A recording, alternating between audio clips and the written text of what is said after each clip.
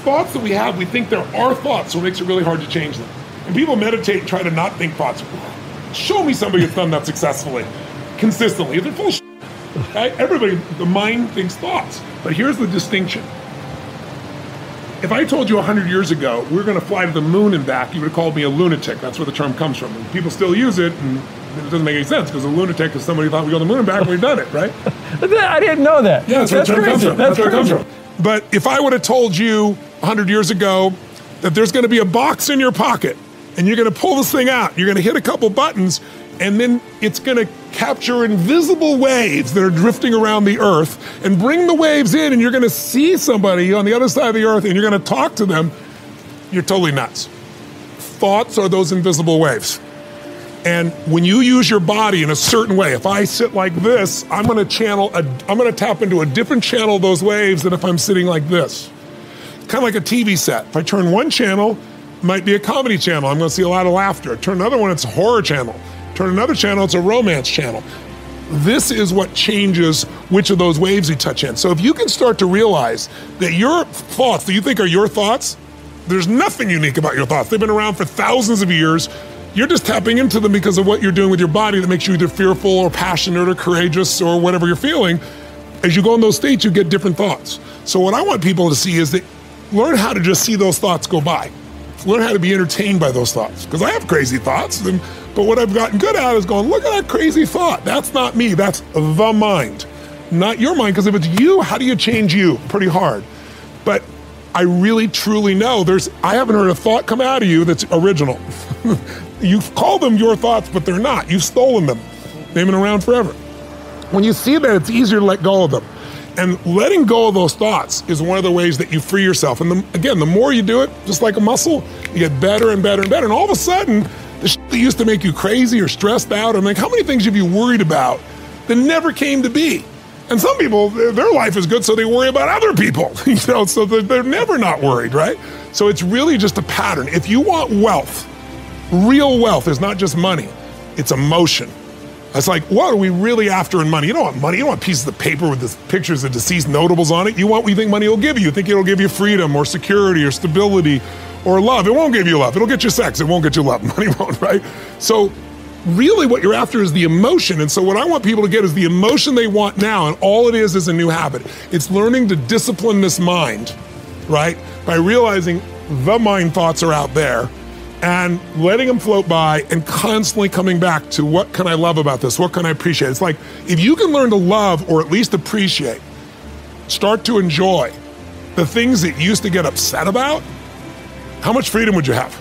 How much more joy you'd have? And I know people who got billions of dollars, I've coached them, who is like, holy shit, they live in scarcity all the time. One man, I'll never forget, he's screaming at his wife. I'm in the meeting, I'm in the house, and he's screaming at his wife because she spent some money on a bunch of outfits and stuff like that. And he's a multi-billionaire. He couldn't spend all his money in his lifetime. And then he's totally upset at his daughter who's in her 20s who spent some money too. And I'm like, I pulled him aside afterwards and I said, what do you do this for?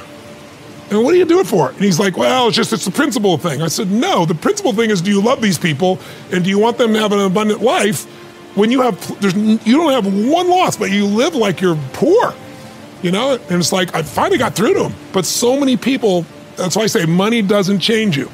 Money magnifies who you are. So you want to expand the depth of who you are and free yourself from suffering by just knowing it's a pattern of thought and you can change the pattern of thought.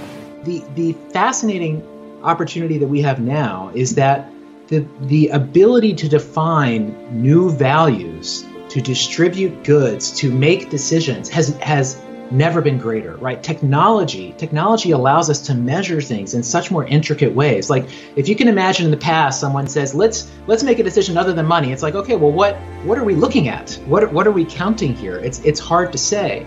But in the book, I give an example of Adele, the pop star Adele. She goes on tour. When her tickets go on sale, they immediately get bought by scalpers, and then people have to pay hundreds or thousands of dollars more. Adele found this startup that had built an algorithm that would measure how loyal a fan was to her as an artist. It analyzed their listening data, whatever, and allowed her to invite the top 20 percentile Adele fans in each market, offer them a ticket for $50. They could resell the ticket if they want. And the show still, Adele made money, But the idea was that for maximizing for this loyal communal value set, that there would be a different kind of experience.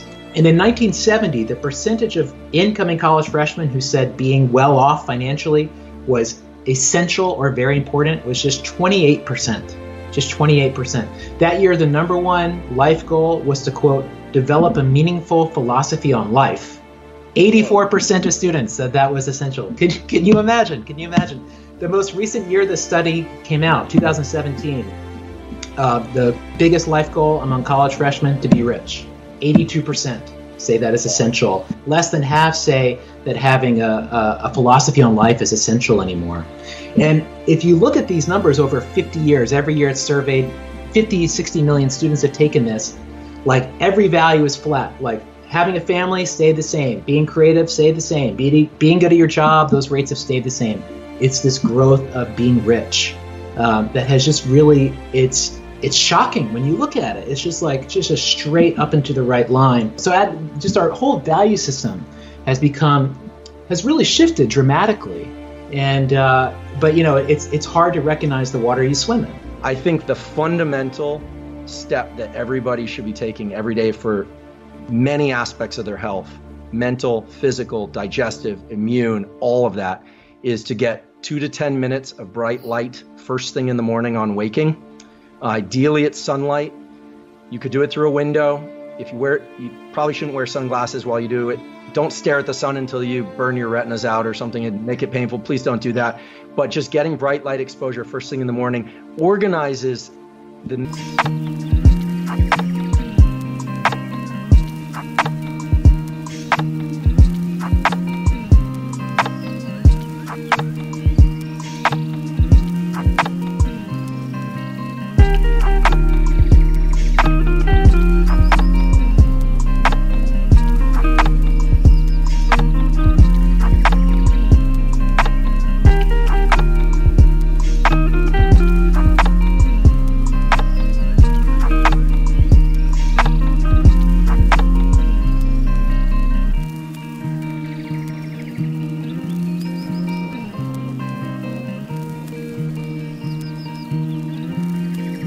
nervous system and the rest of the organs of the body in such a powerful way that I feel like if you do that most days, if you miss a day, no big deal, but if you do that most days, you're setting yourself on the path to do all the other sorts of things correctly, and your biology will thank you for it.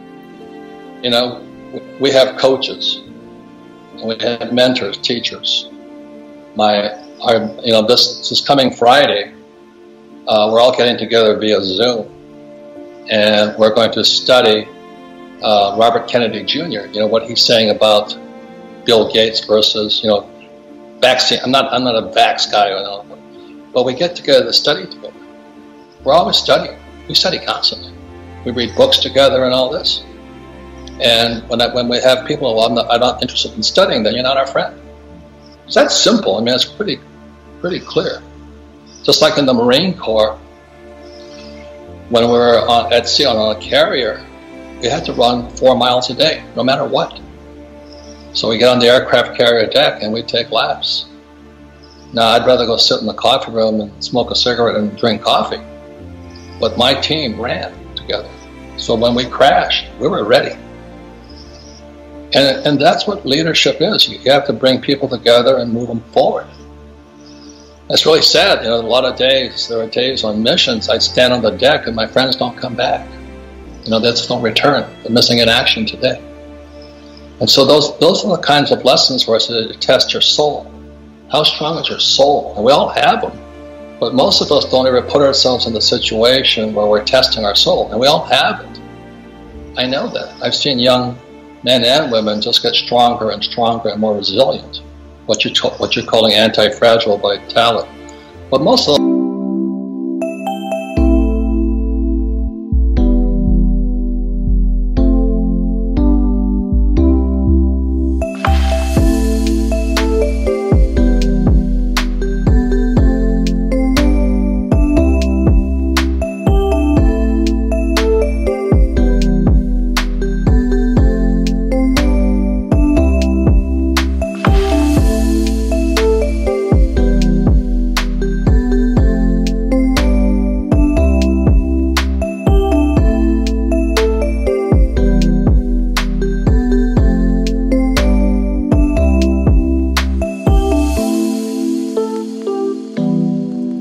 just buzzwords, glib buzzwords, you know.